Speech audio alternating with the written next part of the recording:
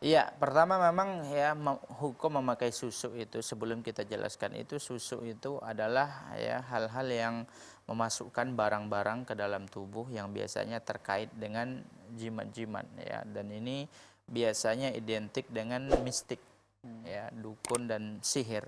Jadi ini sebaiknya tidak dilakukan oleh seorang muslim ya, karena prosesnya tersebut ya melalui ilmu perdukunan dan sihir menyihir.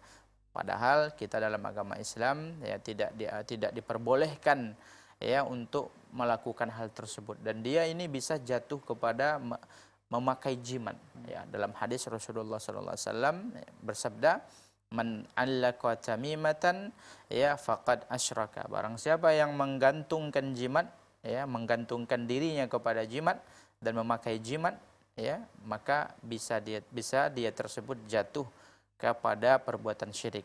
Apalagi kalau seandainya dia berkeyakinan susu inilah yang membuat dia tersebut jauh dari mara bahaya. Nauzubillah. Ya, dia berkeyakinan bukan Allah yang menjaga dia dari mara bahaya, akan tetapi susu ini sangat sangat berbahaya, merusak akidah kita. Kemudian ketika orang yang ya ada susunya tadi meninggal dunia, apakah ya dia tersebut boleh atau dianjurkan atau boleh dimandikan dengan air daun kelor.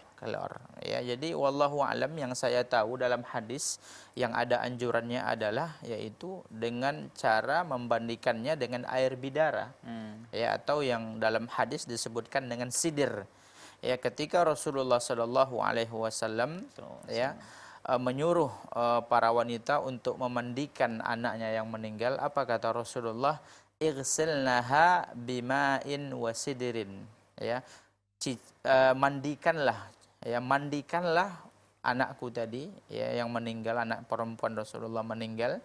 Maka Rasulullah berkata kepada wanita-wanita yang memandikan, igsilnaha bima'in wasidirin waja'alna fi akhirihinna kafuran aw syai'an min kafurin. Mandikan dengan air dan dengan sidir, dan campurlah pada cucian yang terakhir tersebut dengan kapur atau wangian. Jadi dalam hadis ini Rasulullah merekomendasikan atau menganjurkan kita ketika memandikan jenazah itu dengan air bidara. Daun bidara, bukan daun kelor. Wallahu alam.